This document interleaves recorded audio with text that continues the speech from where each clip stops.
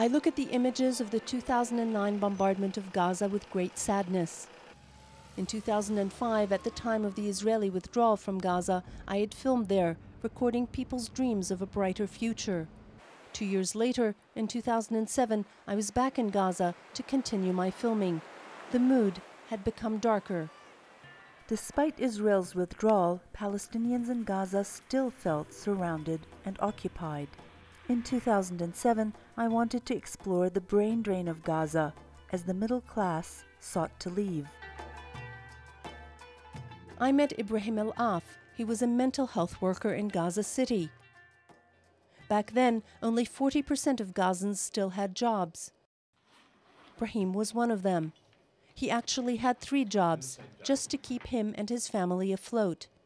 He was also one of the many well-educated Gazans who had applied to emigrate. The situation in Gaza has really deteriorated over the past few years, ever since the start of the Intifada.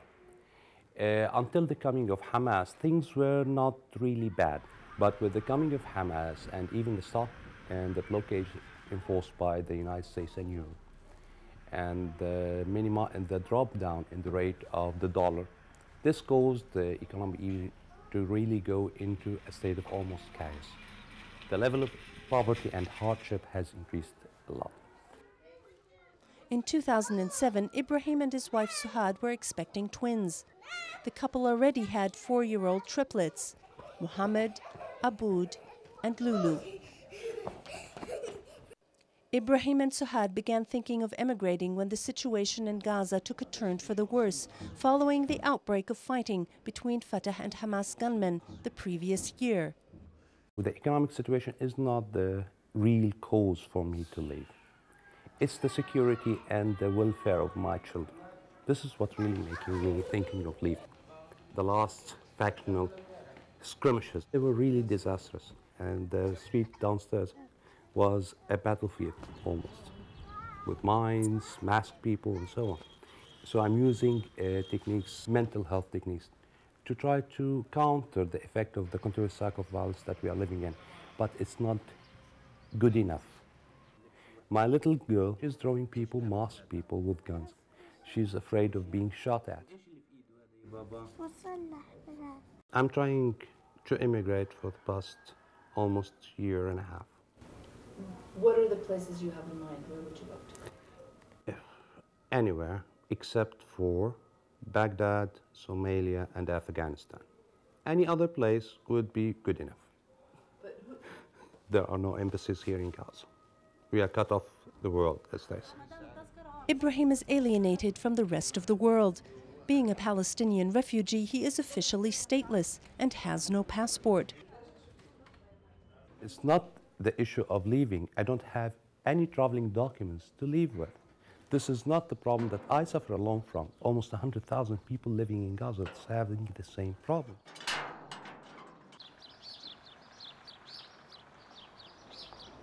Ibrahim refused to give up his goal to get out of Gaza. I'm applying for immigration in several places where we have, like Canada, Australia, and so on. Unlike Ibrahim, his wife Suhad and their children all have valid passports.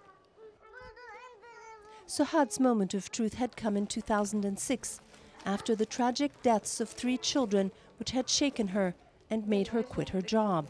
I was working for the UN Refugee Agency, UNRWA, when one morning I took my triplets to the kindergarten and went to work. At 8:30, we listened to the news on the radio, and I heard that 3 children had been killed. I became hysterical. I immediately wrote my resignation. I could only think of one thing.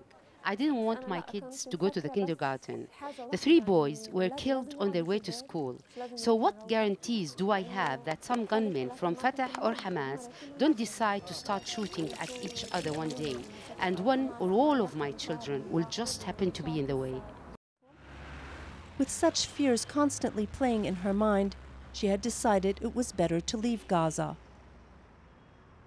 2 years after meeting with Ibrahim and his family, I managed to track them down to find out how they had coped under Israel's bombardment of Gaza.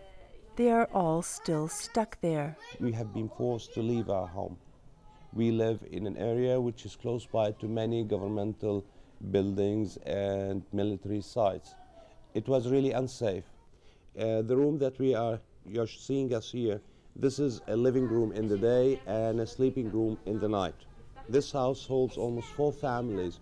We sleep together just for the company and to feel safe, safer in the crowds, as they say. Leaving there, it was very fast. We did not take our belongings. We have basically 2 sets of change for each one of us. So whenever one gets dirty, it has to be washed. Not to mention, of course, the problem of the electricity and water. We were cut off water and electricity for almost 1 week. We really thought it was really a disaster not having water and electricity in a house with children. Some Gazans were luckier than Ibrahim and his family.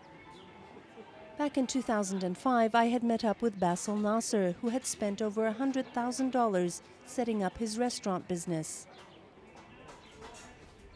Back then, many Gazans had invested in the local economy, confident that with the Israelis gone, Gaza would prosper.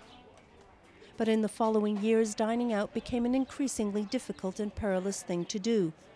When I met up with Basil again in 2007, his restaurant was barely operational, and he wanted to leave Gaza. He and his family had applied for and obtained immigration papers for Canada. I met with Basil just before he left.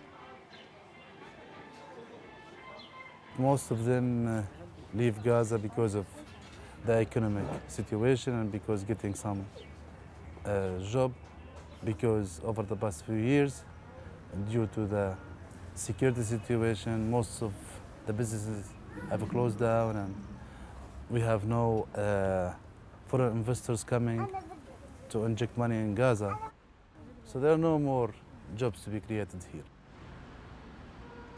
But for me, I am having a very good job at a United Nations agency, and I'm leaving for a different reason.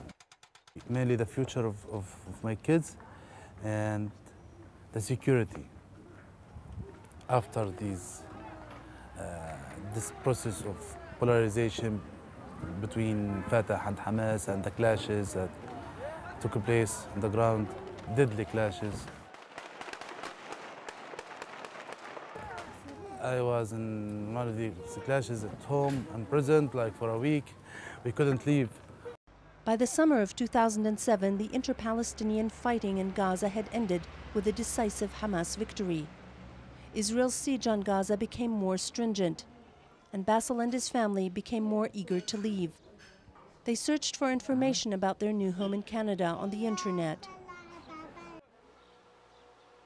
An incident at their children's school had terrified Basil and his wife.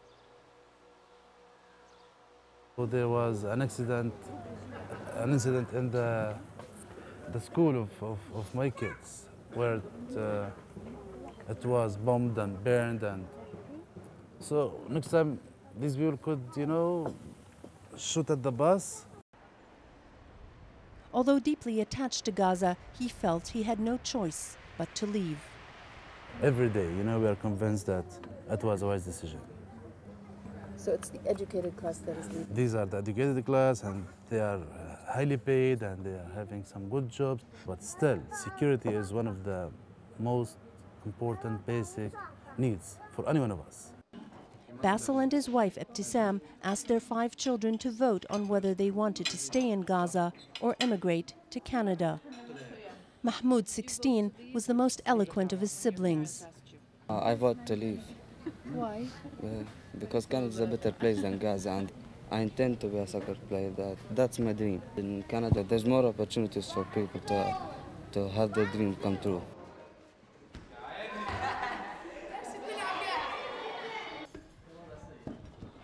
Ebtisam could not hide her worries about moving her family to a foreign country.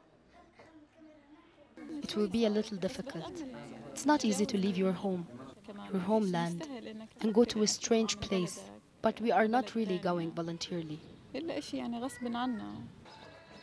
Basil Nasser and his family left the Gaza Strip in the summer of 2008, just 6 months before Israel unleashed its war on Gaza. The Gaza I once knew back in 2005 which was so full of hope, is now all but destroyed. And I am left to wonder how that spirit of survival and resilience, which I had witnessed in Gaza over the past few years, will ever emerge from underneath the rubble.